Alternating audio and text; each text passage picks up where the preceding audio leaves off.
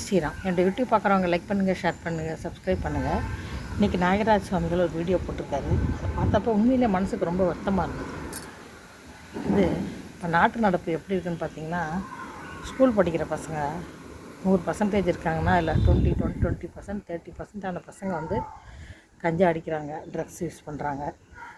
வீட்டுக்கு வந்தாங்கன்னா இப்போ பேரண்ட்ஸு நாங்கள்லாம் என் பசங்கள்லாம் சின்ன பிள்ளையா இருக்கும்போது வீட்டுக்கு வந்தாங்கன்னா கிளாஸ்மேட்டோட அம்மாட்ட என்ன பேசுவோம்? இன்றைக்கி உங்கள் பையனுக்கு என்ன ரேங்க் வந்தது, உங்கள் பொண்ணுக்கு என்ன ரேங்க் வந்தது, இன்றைக்கி வந்து வீட்டுக்கு வந்தோடனே ஹோம்ஒர்க் எழுதி முடித்தாங்களா, அப்படி தான் பேசுவோம். இப்போ அப்படி கிடையாது.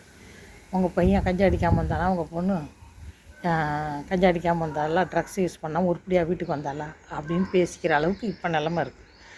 இது எல்லாரையும் நான் சொல்ல, 20% 30% பசங்க அப்படி தான் இருக்கிறாங்க. அப்படி கலாச்சாரம் இதாகிடுது. அப்புறம் ஒரு எல்கேஜி படிக்கிற பொண்ணாக இருக்கட்டும், 90 வயசு கல்வியாக இருக்கட்டும், வெளில போயிட்டு அதே உடம்போடு அதே உயிரோடு வந்தால் போதுன்ருக்கு. அந்தளவுக்கு ரேப் நடந்துகிட்டு இருக்குது. என் வயசும் கிடையாது, கல்வி கிடையாது, குமரியாக ஒன்றும் குழந்தையானு பார்க்குறதில்ல. ஏதோ ஒன்று பண்ணிவிட்டு போயிட்டுருக்காமோ, அது ஓடிட்டுருக்கு. அதோட புருஷன் பொண்டாட்டி 2 பேரும் ஆஃபீஸ் போயிட்டு வந்தாங்கன்னா எந்த ஆக்சிடெண்ட்லேயும் மாட்டாமல், டிராஃபிக்கில் மாட்டாமல் திருப்பி வீட்டுக்கு வந்தால் போதுன்ருக்கு. 2 பேரும் வேலை பார்க்குறதுனால. ஒரு ஆண் மகன் வந்து ஒரு 35 வயசில் இருக்கிறான், 2 பசங்களோட பொண்டாட்டியோடு இருக்கிறான்னா, அவன் எப்போவுமே வந்து இன்னொரு 30 வருஷம் இருப்போன்னு தான் நினச்சிக்கிட்டு இருப்பான். அதனால் வந்து என்ன இன்வெஸ்ட் பண்ணியிருக்கோம், பணத்தை என்ன பண்ணியிருக்கோங்கிறத பாதி விஷயங்கள் பொண்டாட்டிகிட்ட சொல்லாமல் இருந்திருப்பான். என்ன இப்போ மெதுவாக சொல்லிக்கலாம் அப்படிங்க இவளும் கேட்காம இருப்பாள். 2 பக்கமும் தப்பு இருக்கும்.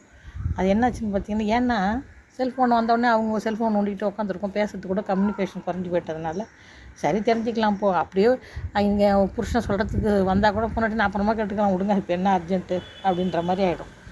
இது எல்லாம் முடிச்சுட்டு பார்த்திங்கன்னா திடீர்னு அந்த புருஷங்காரனுக்கு ஹார்ட் அட்டாக் வந்துடும், இல்லை ஆக்சிடெண்ட்டில் ஏதோ ஒன்று சாவான். இப்படி என்ன நெகட்டிவாக பேசிகிட்டு இருக்கானேன்னு பார்க்காதீங்க. இந்த மாதிரியாக நாட்டில் நடக்குது. அவன் 35 வயசு ஆள் ஹார்ட் அட்டாக் வந்து சாகிறான். 35 வயசுனா 20 வயசுலேயே ஹார்ட் அட்டாக் வருது இப்போல்லாம் பசங்களுக்கு. இப்படி இவ்வளோ பிரச்சனைகள். காலையில் ஏஞ்சி படுக்கிற வரைக்கும், காலையில் ஏஞ்சி பால் பாக்கெட்டு கூட பால் இல்லைன்னு தெரியாமலே நம்ம காப்பி டீ போட்டு குடிக்கிறோம். அதே புற ஊற்றி மோருன்னு போட்டுக்கிறோம். அது பால் இல்லைன்னு தெரியும், அது தயிர் இல்லைன்னு நம்மளுக்கு தெரியும், தெரிஞ்சால் தான் போட்டுக்கிறோம். இப்படி எல்லாத்துலேயுமே தவறு இருக்குது. எல்லாத்தையும் நம்ம பழக்கப்பட்டு போயிட்டோம். எல்லா விஷயத்துக்கும் கலப்படத்துக்கும் நம்ம பழக்கப்பட்டு போயிட்டோம். இப்படி தான் வாழ்க்கை ஓடிட்டுருக்கு.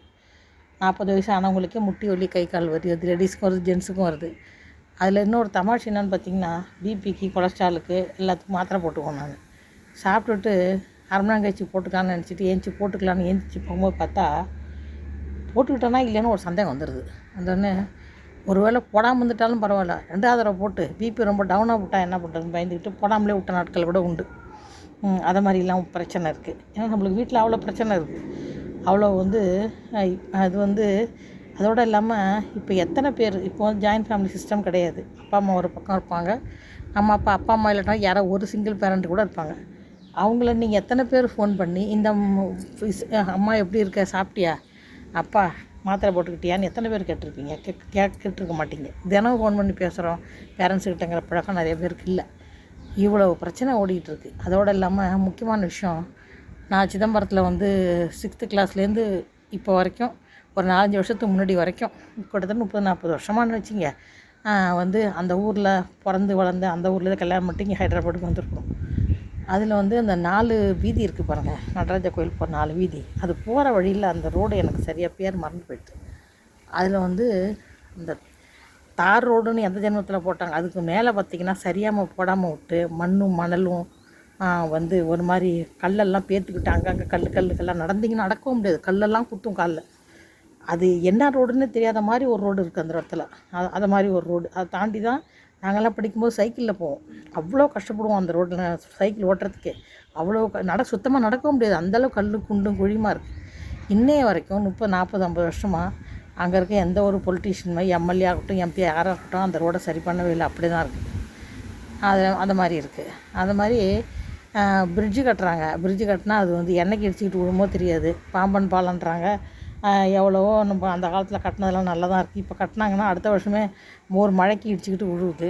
இதெல்லாம் மேய்ப்பாரில் மெட்ராஸில் மழை பெஞ்சால் தண்ணி நிற்கிது, அதை கேட்குறது இல்லை. அதெல்லாம் வடக்கன் வந்து மொத்தமாக தமிழ்நாட்டில் வந்து ஃபுல்லாக வந்து இறங்கிட்டாங்க. ஏன்னா நம்ம மக்கள் வந்து வேலை செய்யறதுக்கு ரெடியாக இல்லை, உழைக்கிறதுக்கு ரெடியாக இல்லை. அதனால் அவங்க குறைச்ச சம்பளத்துக்கே வேலைக்கு வராங்கும்போது எல்லா இடத்துலையும் அவங்க வேலைக்கு வந்துட்டாங்க. ஏற்கனவே என் என்னோடய ஃப்ரெண்ட்ஸு ஸ்கூலுக்கே ஒரு 6th class 7th class friends கூட எனக்கு இருக்கிறாங்க, வயசான கிழவிங்க. அதுங்கெல்லாம் சொல்லும், ஏன்னா உங்களுக்கு தமிழ்நாட்டில் ஆள்றதுக்கு தமிழர்கள்லாம் கிடையாதா, வேறு உள்ளேருந்து தான் வந்து ஆளணுமா அவங்கள அப்படின்னு சொல்லி அதுங்களுக்கெல்லாம் தெரிகிற அளவுக்கு நம்ம பொழப்பு இருக்குது. அது வந்து பிரிவினைவாதத்துக்கு சொல்லலை, ரியாலிட்டிக்கு சொல்கிறோம். அந்த மாதிரி இருக்குது. ஏற்கனவே ஆள்றதுலேயே பிரச்சனை இருக்குது. அது இல்லாமல் இப்போ வந்து இந்த மாதிரி வந்து பண்ணும்போது மொத்தமாக இப்போ வந்து நம்ம தமிழ்நாடை நம்ம கைவிட்டு போயிடுமோன்ற அளவுக்கு மற்றவங்களோட ஆதிக்கம் நம்மளுக்கு ஜாஸ்தி ஆகிடுது. இவ்வளோ பிரச்சனை ஓடிட்டுருக்கு. இதெல்லாம் விட்டுட்டு எந்த மூலையிலையோ யாரோ ஒருத்தர் ஒரு சாமியார் பாவம், அவர் வந்து கர்ணன் மாதிரி எல்லாத்தையும் இழந்துட்டு உக்காந்துருக்கிறவரை போய் அர்ஜுனை நம்ப விட்ட கதையாக போய் அவரை போய் நோண்ட வேண்டியது, அவர் இருக்கிற இடத்துல போய் மலம் கழிக்கிறது, அவர் குடிச்ச பிச்சு போடுறது, எல்லாத்துக்கும் மேலே தொடப்பத்தால் அடிக்கிறது, இதெல்லாம் பண்ணும்போது தன்வினை தன்னை சுடம்பாங்க. நம்ம என்ன செய்கிறோமோ அதுதான் நம்மளுக்கு திருப்பி கிடைக்கும். நல்லது செஞ்சால் நம்மளுக்கு நல்லது கிடைக்குதோ இல்லையோ, அட்லீஸ்ட் கெட்டது கிடைக்காம இருக்கும். நிறைய விஷயங்கள் நான் கவனிச்சிருக்காங்க. இப்போ ரீசெண்டாக ஒன்று நடந்தது போன வாரம். இங்கே வந்து எல்லம்மாகுடின்னு சொல்லிட்டு வனதேவதை கோயிலுக்கு நாங்கள் போவோம். அது வந்து ஒரு 2 பேர் தோட்டிக்கோடல்னு சொல்லுவாங்க. அதாவது ஒரு என்னது ஓர்படி ஒரு அண்ணன் தம்பி 2 பேரும் கல்யாணம் பண்ண ஒரு 2 லேடிஸ். அவங்க 2 லேடிஸ் இருக்கனால 3 லேடிஸ் வேணுங்கிறனால என்னையும் கூட்டிகிட்டு தான் அந்த எல்லம்மாகுடிக்கு வந்து கோயிலுக்கு வந்து அந்த ஒடிபியம்னு சொல்லுவாங்க. அந்த அம்பாவை வந்து வயிறை குளிர வைக்கிறதுன்ட்டு அந்த அரிசியில் வந்து மஞ்சள் வந்து அந்த எண்ணெயெல்லாம் மிக்ஸ் பண்ணிவிட்டு அதை வந்து ஒரு கிளாத்தை விரித்து அதை போட்டு அதில் அந்த அம்பாளுக்கு வேணுங்கிற மஞ்சள் குங்குமம் இதெல்லாம் வச்சுட்டு வர்றது வழக்கம். பழங்கிழம் எல்லாம் வச்சுட்டு தான் வருவோம். அந்த மாதிரி வழக்கம். அதுக்கு என்னை கூட்டிகிட்டு போயிருந்தாங்க. அப்போ என்னாச்சு, நல்ல மழை. அது ரொம்ப சின்ன கோயில். அது எல்லையம்மன் கோயில் எவ்வளோ பெருசு இருக்கும், சின்னதாக தான் இருக்கும், பெரிய பெரிய கோயிலெல்லாம் இருக்காது. அது என்னாச்சு, அந்த சாயந்தரம் 4:30 மணிக்கு அந்த பூஜை பண்ணுற பூஜாரி லேடி தான் அவங்க வந்து வரேன்னு சொன்னாங்க. நாங்கள் வெயிட் பண்ணிகிட்டு இருந்தோம். மழை பெஞ்சோம். அந்த இடம் சுற்றி சேரும் சகதியாக இருந்தது. என் கூட வந்து நானும் செருப்பு போட்டு தான் பக்கத்தில் நின்றுருந்தேன். இன்னும் என் கூட வந்து இன்னும் என் ஃப்ரெண்டும் செருப்பு போட்டுன்ட்டு இருந்தாங்க. அப்புறம் அந்த அம்மா தூரத்துலேருந்து வந்ததை பார்த்தேன். நான் செருப்பை கட்டி தூரத்தில் வச்சுட்டு வந்துட்டேன். இந்த பொண்ணு வந்து கொஞ்சம் சுகர் பேஷண்ட்டு, கொஞ்சம் உடம்பு சரியில்லாத பொண்ணு. அதனால் வந்து எங்கள் கால் ஏதாவது சுகர்னால் இந்த சேரில் பட்ட ஒரு பயம், ஒரு அலர்ஜி, அதெல்லாம் கரெக்டாமல் இருந்தாப்புல. அதில் வந்து அந்த லேடி வந்து செருப்பை போட்டு கோயிலுக்குள்ளே வாங்கிறது, அப்புறம் வந்து இப்படி செருப்பு போட்டிங்கன்னா ரோட்டில் போகிறவங்க ஒன்று வந்து செருப்பால் அடிப்பாங்கிறது, இது மாதிரிலாம் அந்த அம்மா இஷ்டத்துக்கு பேசிடுச்சு. போனோடனே எனக்கு ஒரு கோயிலுக்கு அந்த இடத்துல நம்மளுக்கு எதுக்கு தகராறுன்னு சொல்லிட்டு என் கூட அந்த ஃப்ரெண்டை வந்து பேசாத, விடு அதை பற்றி வார்த்தைக்கு வார்த்தை திருப்பி பேசணும்னா பெரிய விஷயமாயிடும். அதோடு இல்லாமல் சாமி இடத்துல வந்து நம்ம இது மாதிரி வார்த்தைகள்லாம் விட வேணான்னு சொல்லி அடக்கி வச்சுட்டு நம்ம வந்துட்டோன்னு வச்சுங்க. எதுக்கு சொல்கிறேன்னா, அந்த டைமில் வந்து என்னை வந்து அந்த பொம்பளைகிட்ட திட்டு வாங்காமல் கடவுள் காப்பாற்றிட்டார். என்னவோ மைண்ட் செட்டு அங்கே செருப்பை கட்டி வச்சுட்டோம். இல்லை நானும் திட்டு வாங்கியிருப்பேன் சேர்ந்து. எதுக்கு சொல்கிறேன்னா, சில சமயங்கள் நம்மளை வந்து இந்த மாதிரி ஒரு சில சின்ன எஸ்கேப் நம்மளுக்கும் நடந்துகிட்ருக்கும். அது எப்போவுமே நம்மளுக்கு கை கொடுக்குன்னு சொல்ல முடியாது. அது மாதிரி இருக்குது. அந்த மாதிரி அவருக்கு எஸ்கேப் பண்ணுறதுக்கான ஒரு தருணம் இல்லாத போயிடுது. அது என்ன காரணம்னு தெரியல. அப்படி அவர் ஏதோ கர்ம வினைன்னு சொல்கிறாரு, இருக்கலாம், எதா வேணா இருக்கட்டுங்க. ஒரு நிராயுதபாணியாக இருக்கிறவரை போய் நம்ம இஷ்டத்துக்கு பேசுகிறது, இஷ்டத்துக்கு அடிக்கிறது, அந்த டென்ட்டெல்லாம் போட்டு உடைக்கிறது, அங்கே உட்காந்து டாய்லெட்டு போகிறது, இது வந்து ஹியூமனிட்டியே கிடையாது. இதெல்லாம் வந்து எவ்வளோ ஒரு மனசில் ஒரு பக்கம், எவ்வளோ கேவலம் மனசில் இருந்தால் மட்டும்தான் இந்த மாதிரி ஒரு மனுஷனை வந்து துன்புறுத்த முடியும். வீடியோ போட்டால் என்னங்க, போடாட்டி என்ன, உங்கள் வீட்டு பிரச்சனையை பாருங்கள். அதாவது ஒரு வடிவேல் ஒரு படத்தில் சொல்லுவார்,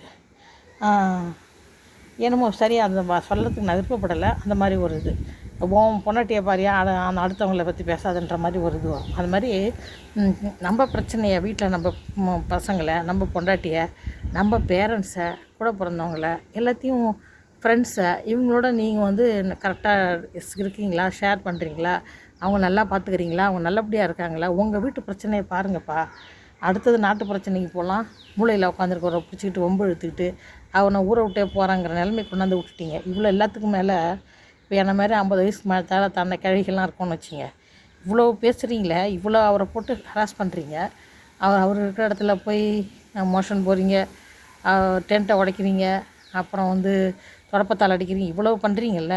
நான் ஒரு லேடி தனியாக ராத்திரி 12 மணிக்கு திருவண்ணாமலை கிரிவலம் வந்தால் உங்களால் எனக்கு சேஃப்டி, தனியாக வந்தாலும் நான் சேஃப்டியாக திருப்பி வருவேனா? உங்களால் அதுக்கு பதில் சொல்ல முடியுமா? முடியாது. கிழவியும் கிடையாது, குமரியும் கிடையாது. எல்லாருக்கும் எல்லோரும் எங்கே பார்த்தாலும் ரேப் நடந்துகிட்ருக்கு. நான் திருப்பி வருவேன், நான் உருப்படியா? உங்களால் கேரண்டி கொடுக்க முடியுமா? முடியாது. அப்படி இருக்குது உலகம். இந்த மாதிரி இடத்துல வந்து நீங்கள் வந்து அவரை போட்டுக்கிட்டு இந்த பாடுபடுத்துறதுங்கிறது எவ்வளோ ஒரு மனசில் ஒரு வக்கரம் இருக்கும் பாருங்கள், எவ்வளோ ஒரு கேவலம் இருக்குது பாருங்கள். மனசில் இருந்தால் மட்டும்தான் இந்த மாதிரி செய்ய முடியும். இல்லாட்டி ஒரு நல்ல ஒரு வளர்ப்பு உள்ள நல்ல வளர்த்த ஒரு குழந்தை வந்து இந்த மாதிரி செய்யாது. நல்ல வளர்ப்பாக இருக்கிற ஒரு குழந்தை வந்து ஒரு பையனாக இருக்கட்டும், ஒரு பொண்ணாக இருக்கட்டும், இந்த மாதிரி செய்ய மாட்டாங்க. அவன் வளர்ப்பு சரியில்லை அப்படின்றதான் அர்த்தம். அதில் வேறு ஒன்றுமே கிடையாது. இது பார்க்குறவங்க என்கிட்ட கோச்சிக்கிட்டாலும் சரி, செஞ்சவங்களாக இருந்தாலும் செய்யாதவங்களாக இருந்தாலும் சரி, தயவுசெய்து இந்த மாதிரி கையாளாதவங்கள போய் இந்த மாதிரி தொந்தரவு பண்ணி இது பண்ணாதீங்க. எங்கள் வீட்டுக்காரர் சொல்லுவார், எப்போவுமே நம்ம வீரத்தை வந்து கையாளாதவங்ககிட்ட தான் காட்டுவோம், நம்மளோட மேலே இருக்கவங்ககிட்ட நம்ம காட்ட முடியாது. நம்ம ஒரு விரல் காட்டினா அவன் திருப்பி 10 விரல் காட்டுவோம். அது ஒன்றுமே இல்லாமல் உட்காந்துக்கணும், அவன் திருப்பி காட்டலாம், அடித்தாலும் வாங்கிட்டு தான் இருக்க போகிறான். அந்த மாதிரி நிலமையில தான் இருக்குது இப்போது. தயவுசெய்து இந்த மாதிரி தப்பெல்லாம் செய்யாதீங்க. அதோட பலன் வந்து உங்களுக்கு ரொம்ப அளவுக்கு அதிகமாக போயிடுச்சுன்னா உங்கள் வாழ்க்கை கூட கேள்விக்குறியாயிடும். லைக் பண்ணுங்கள், ஷேர் பண்ணுங்கள், சப்ஸ்கிரைப் பண்ணுங்கள்.